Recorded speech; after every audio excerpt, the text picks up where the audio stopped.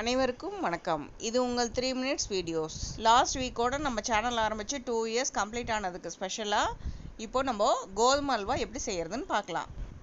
அதுக்கு தண்ணி 1 லிட்டர், கோதுமை மாவு 1/4, சுகர் வந்துட்டு 1/2 கிலோ, அப்புறம் கீ 200, கொஞ்சம் கேஷ்யூ, அப்புறம் ஒரு பிஞ்ச் கலர். ஃபஸ்ட்டு ஒரு பவுல் எடுத்துகிட்டு அதில் 1/4 கிலோ மாவு போட்டு 1 லிட்டர் தண்ணியும் விட்டு அது நல்லா கட்டி விழுகாமல் கொஞ்சம் கொஞ்சமாக விட்டு கலந்துக்கணும்.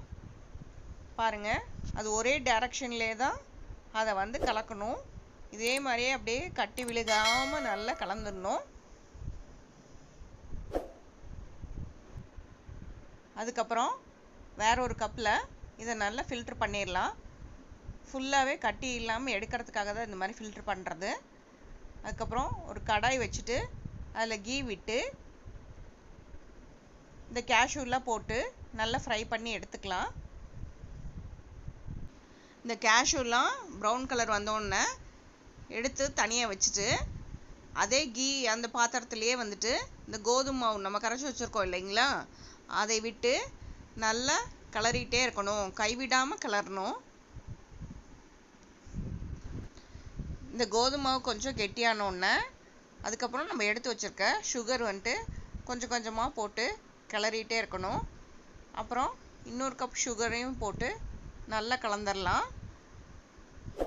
அது நல்லா கரைஞ்சி நல்லா கெட்டிப்பட்டு வரும்போது நம்ம எடுத்து வச்சுருக்க அந்த கலர் வந்துட்டு ஒரு பிஞ்ச் போட்டுக்கலாம்.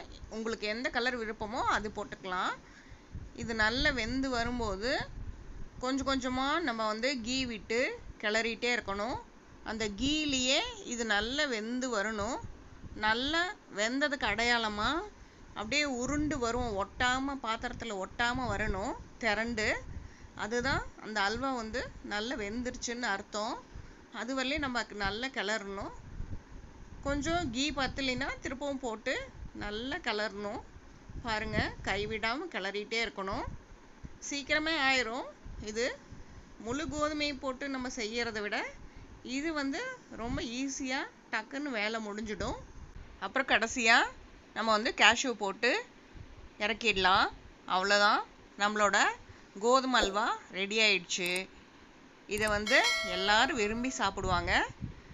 கண்டிப்பாக நீங்களும் இதை செஞ்சு பாருங்கள். இந்த வீடியோ உங்களுக்கு பிடிச்சிருந்தா லைக் பண்ணுங்கள், ஷேர் பண்ணுங்கள், கமெண்ட் பண்ணுங்கள், சப்ஸ்கிரைப் பண்ணுங்கள். மீண்டும் அடுத்த வீடியோவில் சந்திப்போம். இது உங்கள் 3 minutes வீடியோஸ். நன்றி, வணக்கம்.